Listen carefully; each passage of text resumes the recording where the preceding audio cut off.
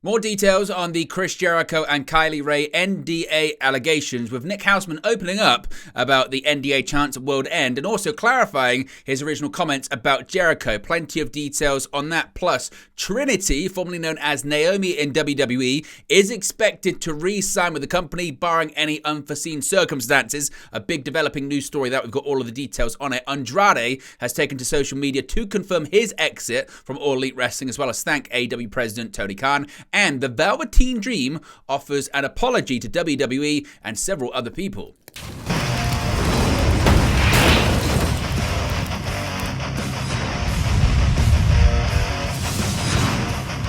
Hey guys, welcome back to Wrestling News 365. Hope everyone is doing very well. As always, there are plenty of news stories to get into in the world of professional wrestling. Let's start off with the latest developments when it comes to a big story over the last week, and that is these allegations, the rumor, the innuendo involving Chris Jericho, an AEW star, and also a former AEW star in Kylie Rae. Now, if you're not familiar with this story, let's try and actually do an accurate chronological timeline as to where we got to, what happened, and where we are right now, and the latest developments on it today. So let's start off with how this whole thing started. And it actually started just a bit before Christmas, actually, where Stephen P. New was on a podcast, Rip Rogers' podcast, and he was talking about representing CM Punk and Ace Steel in the Brawl Out situation last year, speaking about how they both signed lifetime NDAs, but the one person who didn't sign an NDA was Ace Steel's wife, and possibly one day she could tell her story. Well, eventually this led to Chris Jericho quote tweeting an article from his website, Web is Jericho, saying that he didn't sign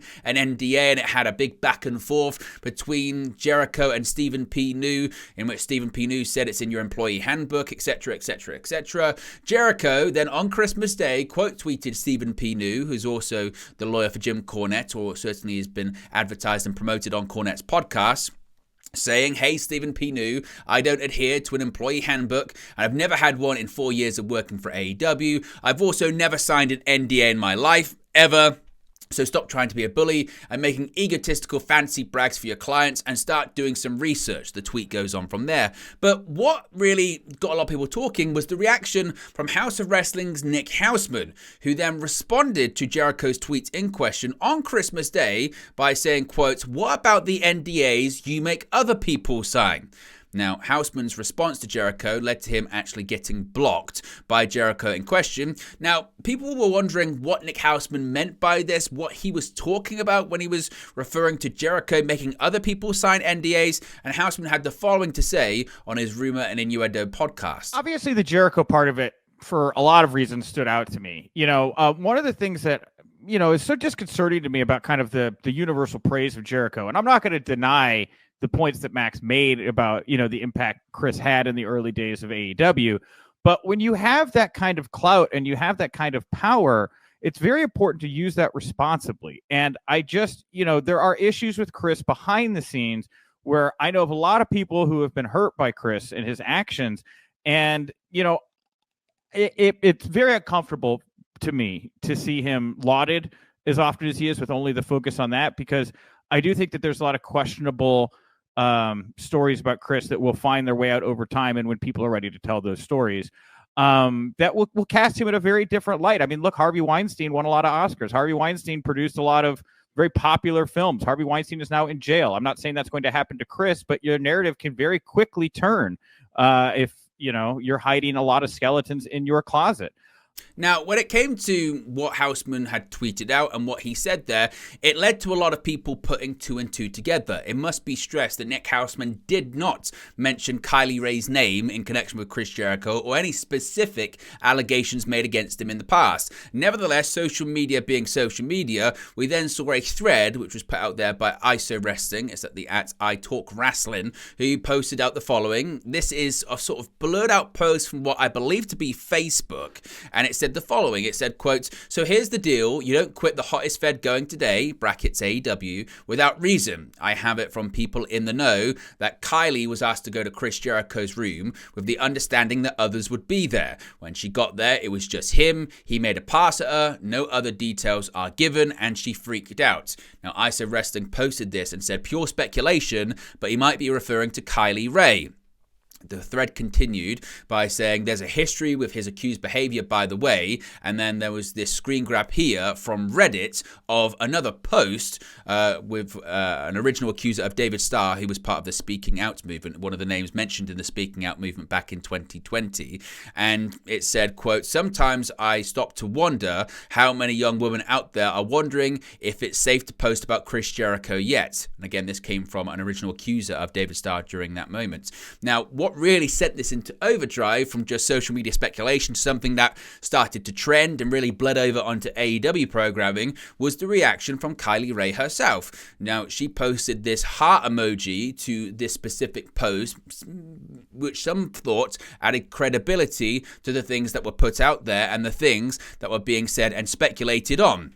In fact, then people started to trace back to around the time that Kylie Rae left AEW, which was in around sort of mid to late 2019. And we go back to a CM Punk tweet when he had just returned to WWE backstage on FS1 at the time as an analyst. And he said that he was catching up on 5 years of wrestling and saying there were bright spots, mostly women, and there was bad too. And he says, "I'm going to talk about it and no one is safe." Now, he tagged Tony Khan in there at the time, most likely just to get people talking about what was going on with his return to WWE backstage. Tony Khan responded to it by saying, "No one is safe. Sounds like a plane full of wrestlers in Saudi Arabia," referring to the incident where WWE wrestlers were allegedly held at an airport in Saudi Arabia after the Crown Jewel show because of a lack of payment to WWE and Vince McMahon cutting the feed of a show. This is a separate story for a separate time. But then we saw this response to Tony Khan back in 2019, November 19, 2019, that certainly then looked a bit more credible after the recent social media speculation. It said, quote, "Letting your drunk wrestler Jimmy Havoc beat up one of your commentators at a restaurant and letting him go scot-free, and Kylie Rae getting sexual advances from Jericho, well, imagine if that came out to be true. TNT, instant cancellation, AEW Dynamite." So people then started to at John A. Ferris 1, who is the account in question that posted this in 2019, and asked him, "Well, what did you know?" And John A. Ferris said she was invited into Chris Jericho's locker room, thinking that there was other people there. Then he tried to make his advances, and she went straight to Tony, and he was afraid that he would lose the TV deal because Chris Jericho was his only star at the time. NDA to be released. Allegedly suggesting that it was an NDA signed by Kylie Rae to stop her from talking, but also facilitate her exit from the company. Now, obviously, with all of this that was going on at the time, this led to Chris Jericho getting booed at World's End, the pay-per-view over the weekend. Chants of NDA were put out there as well. Tony Khan was asked about the allegations in the press conference after the show, and he didn't comment on what he said was unsourced and unsubstantiated internet rumor and chatter. He narrowly tiptoed and avoided other questions. He did say that he felt that AEW was the safest pro wrestling company in the world, which many sort of pushed back on and said, "Well, you said that you feared for your life backstage at one of your own shows not that long ago." So it led to a lot of discussion on social media and certainly a lot of backlash and calls from some people to suspend or at the very least investigate Chris Jericho, or at least be a bit more transparent as to if Chris Jericho has ever been investigated regarding any allegations and what AEW has been doing or does do to ensure that all of their talents, employees, staff members, production members, etc. are safe when at a show or just when around other AEW talent or personnel in general.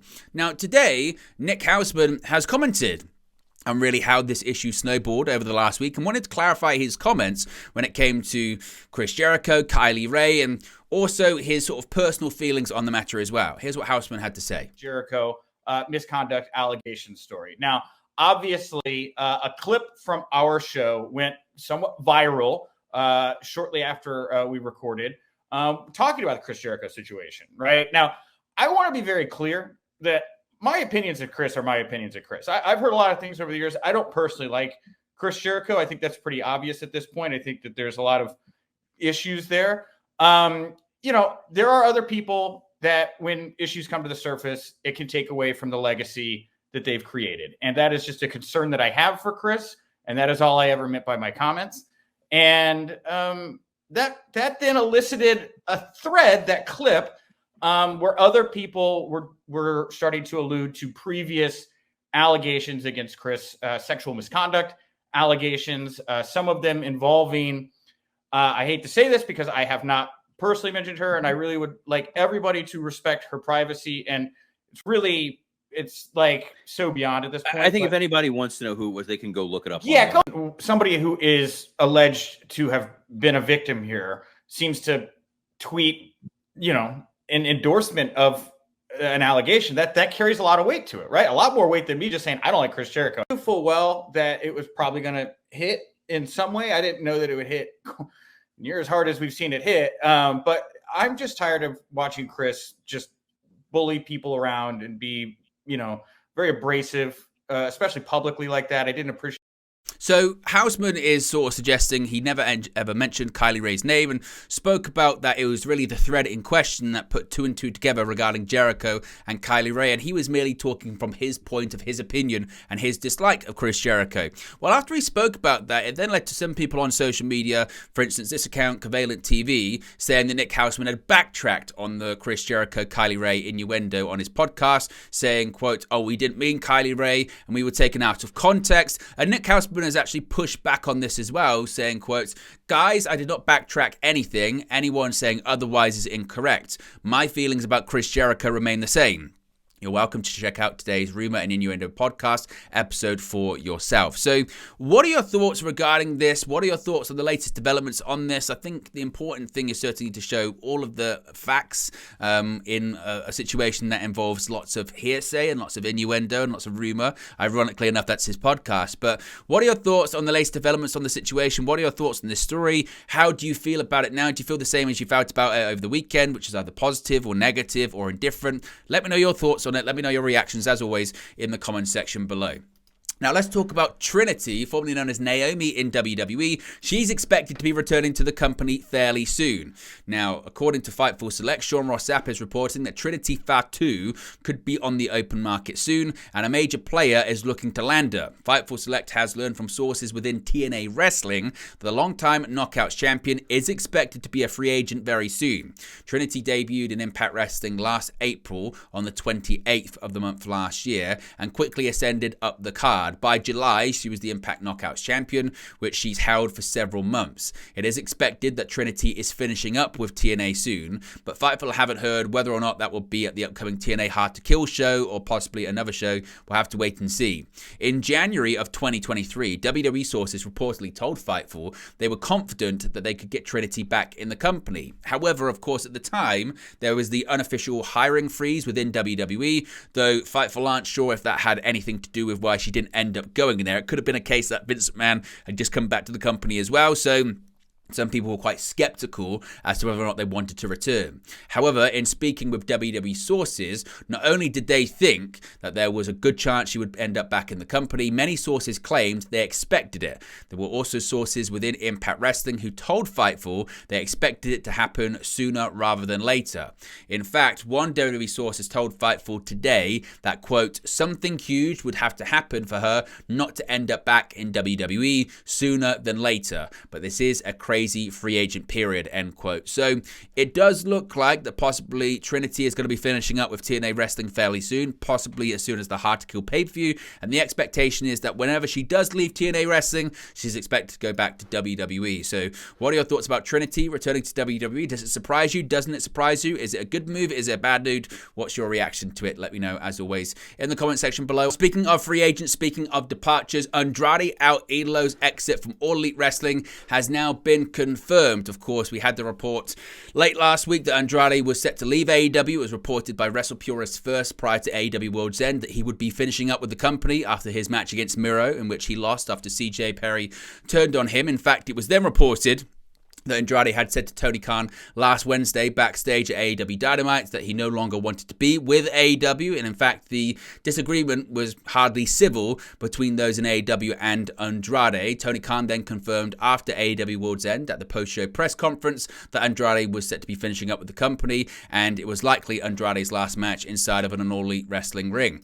Well, Andrade has taken to social media today to express his thanks to AEW as well as Tony Khan. He wrote the following, quote, "Thank you so much AEW and Tony Khan," before posting this statement saying, quote, "I want to thank you for this time that I belong to the company, AEW, and above all to Tony Khan. I also want to say goodbye to all the talent, security people, cameramen, referees, and everyone who works in the company for being a part of my time in AEW.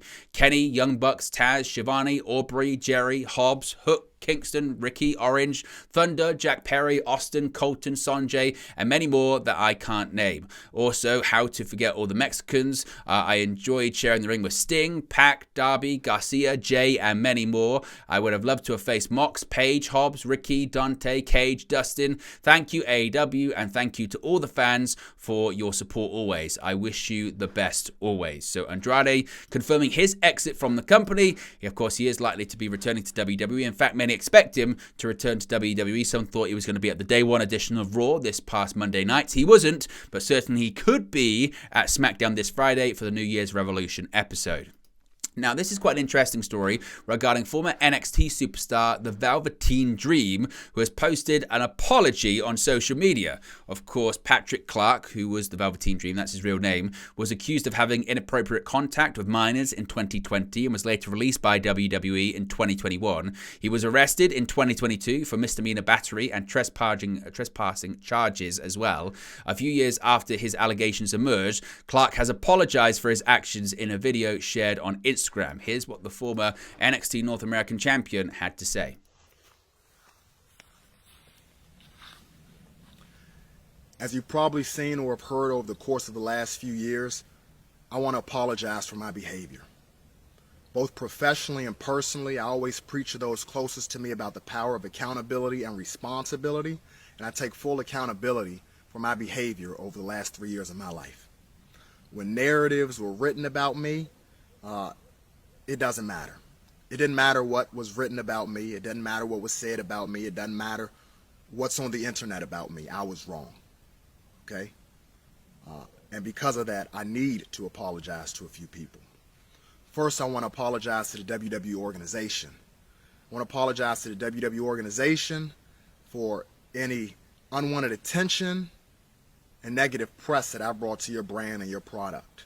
I want to apologize to the WWE fans and the Velveteen Dream fans, because when you hear the name Velveteen Dream, it should have only been spoken about in a productive and a positive light, not the name Patrick Clark as another statistic of what happens when talent and opportunity meet immaturity. Okay? That's not what you spend your hard-earned money on. It's not what you invest your time and your money in. When you look on the TV and you come to the shows, you should escape reality, not have to deal with mine.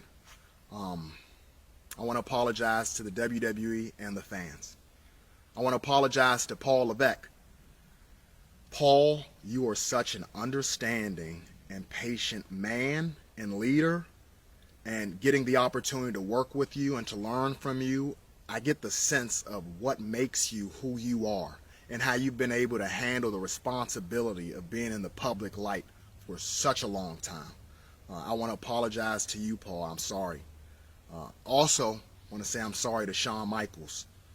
Shawn, it's still beyond me that I've been having the opportunity in this lifetime to learn from you, to have your mentorship and your guidance. And I apologize if you feel like you've wasted your time and your energy investing into me. You have not. I'm still a work in progress. I'm still learning, and I remember all the lessons that you've taught me. Shawn, I'm sorry. My best friend, Tahuti Miles, I want to apologize to you because before you were tied to me publicly for the support you've given me and you continue to give me, your resume was impeccable. And I apologize for any smudges that I may have put on that resume because of my behavior. You're the last person that should have to deal with anything like that, and I'm sorry, man. I want to apologize to my family, my mom, my dad, my brother, my sister, my nieces and my nephews, because you may read things, you may hear about things, you may be confronted by people who you don't know, and you might feel the need to explain yourselves on my behalf. I just want you to know that you do not have to do that, ever. No one should have to explain anything for Patrick Clark. No one should have to trend because of Patrick Clark. No one should have to answer the questions, Where's Patrick now? What did Patrick do? What happened with Patrick? That's not your responsibility, and I don't want you to feel burdened with that responsibility. That's my responsibility, okay? And I apologize to you all for any energy, negative energy that has had to come your way because of me, okay? Again, I want to apologize to the fans and those in my professional and personal life that I've affected by my behavior. I'm sorry. I'm sorry. I recognize that I was losing myself, and I apologize to anyone that I lost along the way, anyone that I've upset or offended because of my behavior. Man, I'm sorry. And I hope you all forgive me. Thank you. So that was the apology that Patrick Clark posted to social media. What are your thoughts and your reaction to that? Does it make you feel better or worse about him? Let me know your reactions. Do you forgive him? Do you feel it's your place to forgive him? Let me know your reaction to all of it in the comment section below. But there you go, guys. Latest pro wrestling news for you. Be sure to smash the like on the like button. Be sure to subscribe, bottom right hand corner. As always, let me know your thoughts in the comment section below, and I'll speak to you again very, very soon. Hey guys, thank you for watching, listening, streaming, or however you come across this video today. Be sure to click on the video on the right there to watch our next video, or click the bottom there to subscribe, or the bottom right hand corner. Thank you very much, and I'll speak to you again very soon.